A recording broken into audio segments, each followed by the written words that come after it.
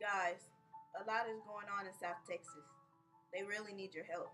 Their belongings have been lost. Please help us by donating new underwear, new socks, canned goods, deodorant, soap, toothbrushes, and toothpaste. This week, this weekend, pick an item to donate. The evacuees would greatly appreciate it.